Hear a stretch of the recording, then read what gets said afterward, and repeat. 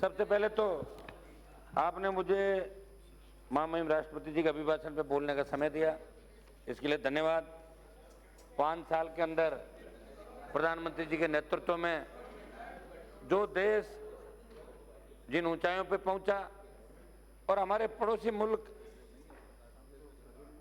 जिस तरह आए दिन दादागिरी करते थे, बॉर्डर पे हर तरह की घटनाएं करते थे, मोदी जी के आने के बाद भारत का सम्मान पूरे विश्व में बढ़ा और अमेरिका के राष्ट्रपति भी भारत से नजदीकियां बढ़ाने लगे। हाउडी मोदी कार्यक्रम के अंदर एक जमाना हुआ करता था जब कांग्रेस के शासन में प्रधानमंत्री मिलने जाते थे तो अमेरिका के राष्ट्रपति उनको टाइम भी नहीं देते थे।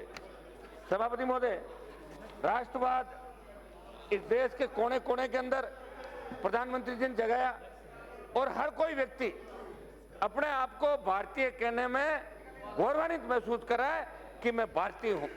नॉर्थ ईस्ट की सबसे बड़ी समस्याएं थी सभापति महोदय, नॉर्थ ईस्ट के अंदर चाहे भारत बांग्लादेश संबंध सुधारने की बात हो या आतंकवाद, अलगाववाद जो इस देश के अंदर लंबे समय से फल फूल रहा था, इस देश के अंदर भाषावाद, जातिवाद जो लंबे समय से फल फूल रहा था, अगर इस देश को एक डोर एक छाते के नीचे लाने का प्रयास किया तो नॉर्थ ईस्ट से लेके तमाम इलाकों को, हिंदी भाषी क्षेत्रों को, साउथ के राज्यों को, सबको एक साथ लाने का काम प्रधानमंत्री जी के नेतृत्व में हुआ। और 5 साल के अंदर प्रत्येक व्यक्ति जो अंतिम छोर पे बैठा है, किसी ने उम्मीद भी नहीं की होगी कि जिसके बिजली लगेगी एक ढाणी के अंदर, उज्ज्वला योजना से प्रत्येक व्यक्ति के घर पे बिजली पहुंचाई, प्रत्येक व्यक्ति आयुष्मान भारत के नाम से करोड़ों लोगों को फायदा हुआ, गरीबों का इलाज हुआ। और सभापति महोदय, 6000 जो किसान निधि के नाम से किसान सम्मान निधि योजना थी वो लोगों के खाते के अंदर गए, इस बार उसको बढ़ा के 8000 रुपए कर दिया। देश के प्रत्येक किसान की सोच इन्होंने की, बातों जुमलों से टाइम पास नहीं किया और इन्होंने परिवर्तन किया, इसलिए इस बार पूरी मेजोरिटी प्रधानमंत्री जी को मिली। सभापति महोदय, आज जो हालात है नॉर्थ ईस्ट के अंदर, सबसे बड़ा जो काम हुआ, आसाम के अंदर बोडो लैंड की जो डिमांड कर रहे थे उन बोडो भाइयों को साथ बिठाया, उनके हथियार सरेंडर कराए और आसाम के साथ साथ जहां जिसमें 4000 से ज्यादा लोगों की मौत हो गई थी, केंद्र सरकार की मध्यस्थता में त्रिपुरा, मिजोरम के ब्रू जनजाति की सरकार की मध्यस्थता से मिजोरम का इनका जो हल निकाला गया। और नॉर्थ ईस्ट जो अलग थलग पड़ा था दिल्ली से, हम लोग नॉर्थ ईस्ट में जाने से डरते थे, कनेक्टिविटी नहीं थी, उन्होंने रेलवे कनेक्टिविटी की व्यवस्था करी वहां पे, मेघालय अरुणाचल के अंदर नए एयरपोर्ट बनाए वहां पे और नॉर्थ ईस्ट को नेशनल हाईवे से भी जोड़ने का काम इस वर्तमान सरकार ने किया।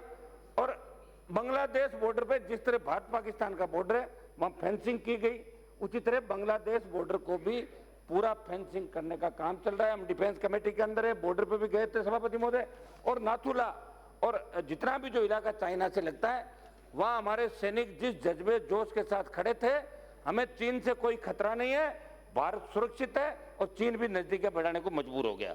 सभापति महोदय, आज जो बिल इस पिछले 7 महीने के अंदर लेके आए, चाहे 3 तलाक का बिल था, वो निश्चित रूप से मुस्लिम महिलाओं के लिए एक बहुत बड़ा कानून बन के आया और उनको सम्मान मिला।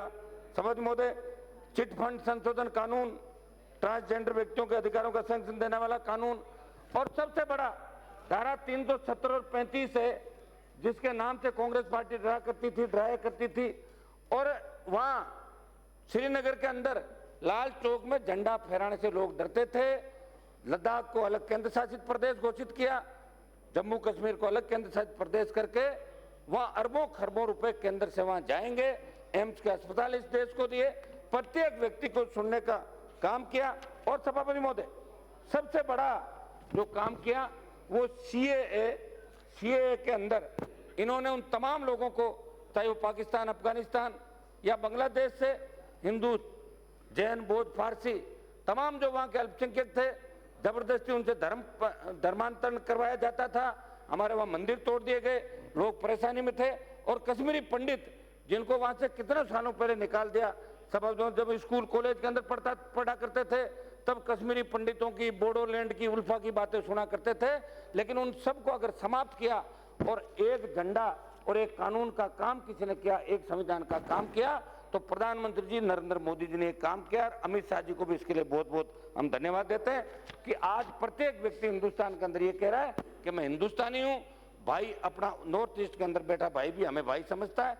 इस देश को जगाने का काम किया और सीए लाने के बाद उन्होंने लाखों परिवारों को जो यहाँ घुसपैठिए के तौर पे अपने आप को समझते थे, कब हमें यहाँ से निकाल दे, कब जबरन निकाल दे, और उन्होंने उन्हें नागरिकता देने का जो अधिकार दिया, निश्चित रूप से एक ऐतिहासिक कदम है।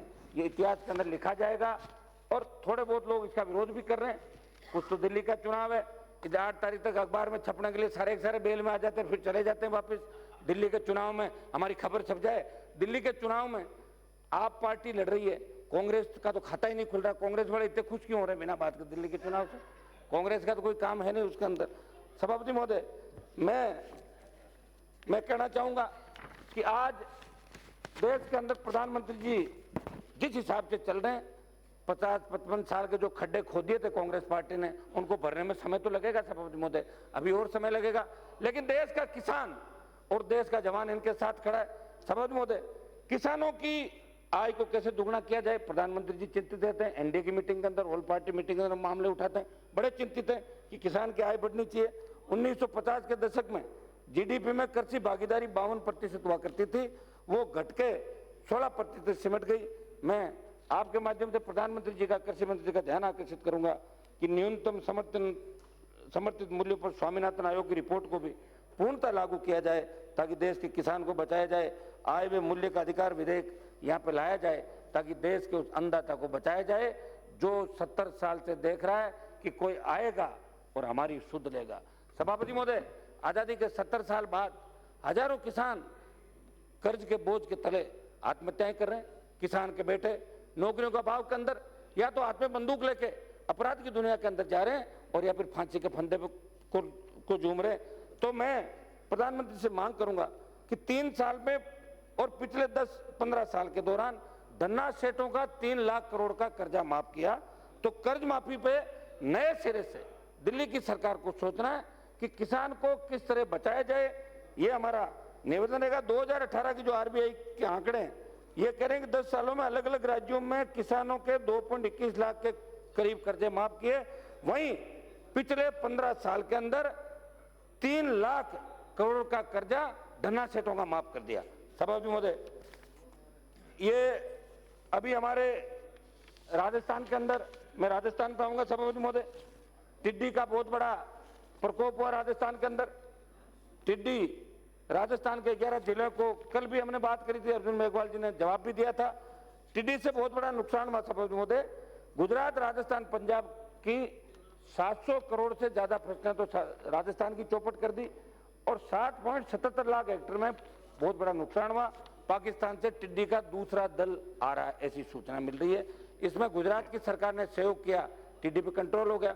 लेकिन चूंकि पंजाब और राजस्थान में कांग्रेस की सरकार है, वो सहयोग नहीं कर रही है। मेरी पुनः अपील रहेगी कि दिल्ली की सरकार, प्रधानमंत्री जी एनडीए की मीटिंग के अंदर, ऑल पार्टी मीटिंग में भी उन्होंने कहा था, हमने रिक्वेस्ट की कि साहब यहाँ से दल भी जाए, हमारे मंत्री जी भी जाए और वो एक मिनट रुको साहब, 1 मिनट, आप अभी 1-2 मिनट तो बोलने दो, फिर तो स्पीड पकड़ने से पहले बैठ ही जाए साहब, आपको तो बताओ। मेरा यही निवेदन था कि टिड्डी के मामले के अंदर यहाँ से दल जाए, अभी अधिकारियों का दल जाए और उसके बाद मंत्री जी अर्जुन मेघवाल जी यहाँ बैठे हैं, मेघवाल साहब, अर्जुन मेघवाल जी, उसके बाद दोबारा कृषि मंत्री जी को लेके, आप भी, आपके जिले में भी टिड्डी आई है, मेरे भी आ गई, बाड़मेर भी आ गई, तो तमाम राजस्थान के मंत्रियों को, सांसदों को लेके और आप भी जाएं। मैं आपको बताना चाह रहा हूं कि टिड्डी प्रभावित क्षेत्रों में हमारा केंद्र का दल आज पहुंच गया है।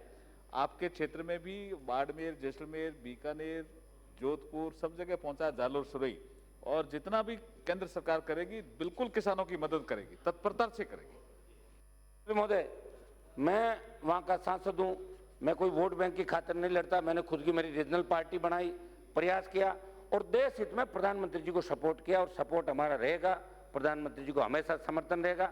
मैं मेरा 1 महीने का वेतन यहाँ घोषणा करता हूं कि प्रधानमंत्री राहत कोष में, मुख्यमंत्री राहत कोष में इसलिए जमा नहीं कराऊंगा कि पता नहीं मुख्यमंत्री वहां देख नहीं दे, लेकिन प्रधानमंत्री राहत कोष में 1 महीने का वेतन देता हूं। और अगर एमपी लेड का पैसा काम ले सके तो 1 करोड़ रुपए तक की मैं तो सबसे अपील करूंगा राजस्थान के सांसदों से, जहां जहां टिड्डी आई है वहां अपने को एक शुरुआत करनी चाहिए और इसे राष्ट्रीय आपदा टिड्डी को घोषित करना चाहिए। ये भी बहुत बड़ी पंजाब, गुजरात, राजस्थान और यूं ये तो बढ़ेगी। और साहब इसका स्थायी समाधान आपको ढूंढना होगा। ये 2-2.5 महीने पहले जब दिखी थी टिड्डी राजस्थान के अंदर, तब सावचेत कर दिया था, लेकिन राजस्थान की सरकार, चूंकि राजस्थान के अंदर कांग्रेस की सरकार है, मुख्यमंत्री खुद परेशान है वहां पे। और मैं 2-3 बातें राजस्थान की भी आपको कहूंगा सभापति महोदय। राजस्थान के अंदर आज हालात ये हो गए, एक मिनट, एक दो बात कोट करूंगा। राजस्थान के अंदर आज हालात ये हो गए, पंचायत चुनाव नहीं हुए, 4 चरण में पंचायत चुनाव हो रहे हैं। 4था चरण की लॉटरी कल खुली। प्रधान प्रमुखों के चुनाव होंगे कि नहीं होंगे, प्रधानों के, सरपंचों के खाते के अंदर पैसा दिल्ली का आ गया, लेकिन खर्च नहीं हो रहा है। और सभापति महोदय, राजस्थान में मंत्री और अफसर रोज आपस में लड़ रहे हैं, ये इस खेमे का, ये इस खेमे का, और रोज शिकायत हो रही है, अखबारबाजी इसी बात की हो रही है। नहीं तो बेरोजगारों की तरफ ध्यान दिया जा रहा है, कानून व्यवस्था बिगड़ गई। 1 मिनट में मेरी बात समाप्त करूंगा। सब चूरू के अंदर अभी जो ये छोटी बालिकाओं के साथ गैंग रेप की घटनाएं हुई, 1 मिनट में कोट कर देता हूं। चूरू के अंदर आप समाप्त कीजिए। 1 मिनट में 10 वर्षीय बालिका के साथ चूरू में दुष्कर्म की घटना, पत्थर से पीट के उसको मार दिया। 16 जनवरी 2020 7 वर्षीय बालिका के साथ दुष्कर्म भरतपुर। कोटा में 17 वर्षीय नाबालिका के साथ बलात्कार। टोंक में 1 दिसंबर 19 6 वर्षीय बालिका। चूरू बनीपुर में 29 नवंबर 2019। झालावाड़ के अंदर 24 नवंबर 8 वर्षीय बालिका। जयपुर में 7 वर्षीय बालिका। और थानागाजी का दलित युवती का वीडियो जो देश में वायरल हुआ, इससे राजस्थान शर्मसार हो गया, देश शर्मसार हो गया। सभापति महोदय, सांसद सुरक्षित नहीं है, सांसद जाते हैं राजस्थान के लोगों की सुनने के लिए, कंक्लूड कीजिए। राजस्थान के मुख्यमंत्री के इशारे पे आपके 12 मिनट हुआ है, पत्थर 12 मिनट। सभापति महोदय, मैं एक ही निवेदन करूंगा, लास्ट में आधा मिनट के अंदर अपनी बात समाप्त नहीं करता हूं। आप, मैं दूसरे को बुलाता हूं, आप कंक्लूड कीजिए। आधा मिनट दे दो सर, आधा मिनट तो लोग जबरदस्ती बोल जाते हैं। आधा मिनट में मांग रहा हूं आपसे। सभापति महोदय, रोजगार को लेकर सरकार को सोचना चाहिए। केंद्रीय युवा बोर्ड का गठन हो बेरोजगारी की समस्या के समाधान के लिए, या युवा, जिस तरह महिला आयोग बना, सारे आयोग बने, युवाओं का भी आयोग बने, और बेरोजगारी की बहुत समस्या धन्यवाद। के ठोस समाधान के लिए प्रधानमंत्री जी को चिंता करनी चाहिए। हम सब मोदी जी के साथ हैं, देश साथ है। ये सीए बहुत धन्यवाद। की आवश्यकता नहीं, इनकी संख्या तो सिर्फ इतनी सी है और हम इतने लोग हैं इस देश के अंदर।